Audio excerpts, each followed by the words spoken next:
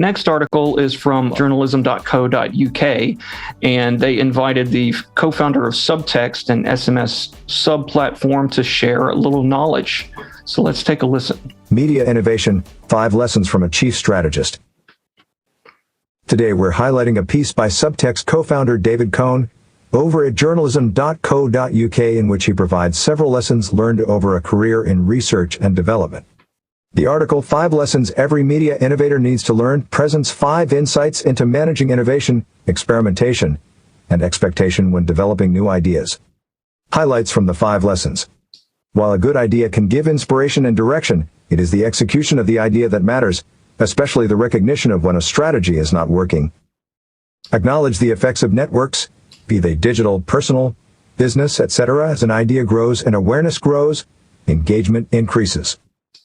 Noting the competition can be beneficial, however, concentrating on one's own product development prevents distraction and needless feature comparison. Leadership requires managing expectations both of colleagues as well as oneself. Be your best, but do not be a hero. A minimum viable product that is being tested and generating valuable feedback is cheaper than spending countless hours debating. You do not need exact coordinates when you start to chase down an idea. David Cohn, co-founder and chief strategy officer of Subtext. All right. Yeah. So basically what I did here is I did a little paraphrase, boil down of each of his 5 lessons. So that's fine for this presentation, but I always like to go to the horse's mouth here. And he's got basically a nice little catchphrase of his own. And then I just kind of did a little bit of a summary of what each of these are. And I know this kind of fits in with some of the things we have talked about in regards to innovation in some previous coverage. So I just thought we might just use these as a quick springboard to either revisit some of that stuff or find something a little different from that. Right. Number 1 was ideas are cheap, execution is everything. Yeah, I'm going to say something that we'll probably touch on later. When you say execution is everything, it's like, okay, what exactly does that mean? I think the thing that we learned from Damien last week is it's about testing and having something to measure and just adjusting course, giving your idea enough time to develop, but not just blindly marching forward. And that ties into the 5th point of the minimum viable product. Just get something out there that people can try and have a good feedback loop. Stop debating, start testing. Just start testing stuff, because then that'll give you direction. Yeah. I mean, we could talk about the audio articles product is a good example of this. We had to get it out there to get the volume of articles created and find engaged users that are going to give us feedback to improve it. Keeping it in a box and just developing and try to figure out what people will like and imagine what they like is never going to be as good as just getting it out there. And I also just like the second point about the value of networks. It goes right to what you were just saying with the audio articles. The more people that are using them and are talking about it, the more people will have interest. Right. Yeah. And then you can start to get metrics from users. And I mean, we have more metrics than we know what to do with at this point. So I think we need to focus on that in parallel while we're developing products, rather than just... Yeah, it's a cyclical process. It kind of feeds back into itself as a new feature grows and more people hear about it. Yeah. And so the value of networks, I also look at it with today in news tech, all these connections that we're making on social networks, like literal networks, that's just allowed us to develop the brand a little bit and the tone of the conversation, and also generates content because then I'm having these hour-long interviews with people. Yeah. Any other comments you guys want to add to this? Or Chris, you have anything else? Well, I guess this one, it was a little hard to figure out how to kind of boil this one down, to keep your head down, because he's saying 2 things. It's like you want to be aware of the competition, but you don't want to get manipulated into some sort of feature back and forth where you end up chasing the competition instead of actually fulfilling the original idea that you started with. Focusing on the mission. Yeah. Yeah, exactly.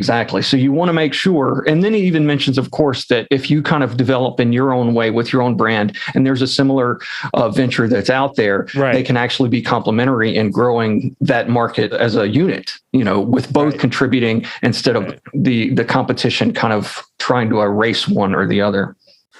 Well, one thing I learned in the interview with Katerina yesterday, she talked about how her success with messaging is really, she tried to fill a hole that wasn't being covered, in traditional legacy news, which is the positive news. And she called it also solutions journalism, which is a very popular term these days. I've been seeing that quite a lot. Yeah. Yeah. This is an interesting concept. We get into it quite a bit with her, where it's all about, instead of just reporting crime, you're talking about the bigger issue that may be causing the specific crime incidents, and you're focused on finding solutions. It's almost like you don't cover things unless you have a solution to present along with it.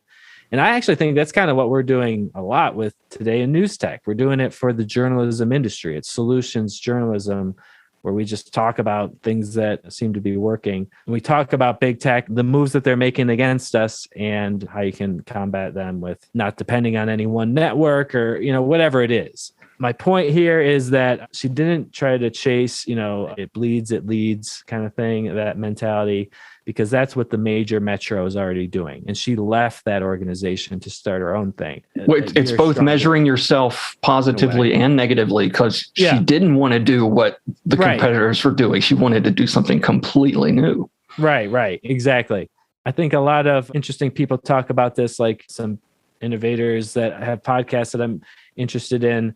It's competition is for losers, is what they say. It's like, you don't want to just copy and then just try to do it better. You really want to focus on doing something different, innovative, automate things that are being done manually now, whatever it is. You want to just focus on being different whenever you can. So that's why I'm really proud of the audio articles feature, the things that we're doing with related stories, document comparison, and trying to do the ranking. There's really not a lot of people focused on that. So that does set us apart. And of course, the extraction that we've been doing for decades is a unique feature. Anything else you want to just to kind of wrap up this? The one was just more of a personal kind of leadership thing, because we already talked about the testing. But the other thing was just, knowing how to manage when you're in the push of a new idea, how to both manage your colleagues, your staff, and also manage yourself, so that you don't burn everything, because that can also kill any kind of growth of a new idea too, is if you're burning out your creatives to try to get it done. I guess that kind of reminds me of something Damien said. Anything that you start, any new idea, means you're going to have to give up something else. You can't just be everywhere all the time. You have to recognize that first. Your time is limited. Just look at your workflow now. Realistically, the best predictor of the future is the past. So what have I been able to sustain in terms of projects each week? I got to give one of those up if I'm going to take on TikTok or something, whatever the new project is. Yeah, that's interesting, Chris. I appreciate that one. Thanks for watching Today in News Tech, the podcast covering innovation in digital journalism. You can follow us on Facebook, Twitter, and subscribe on YouTube or any of your favorite podcast apps. We'll see you tomorrow. At our hometown, we help newspapers build WordPress websites, design native apps, and develop digital subscription models. If you are interested in a free prototype of your publication on WordPress, go to ourhometown.com and click the Contact Us button.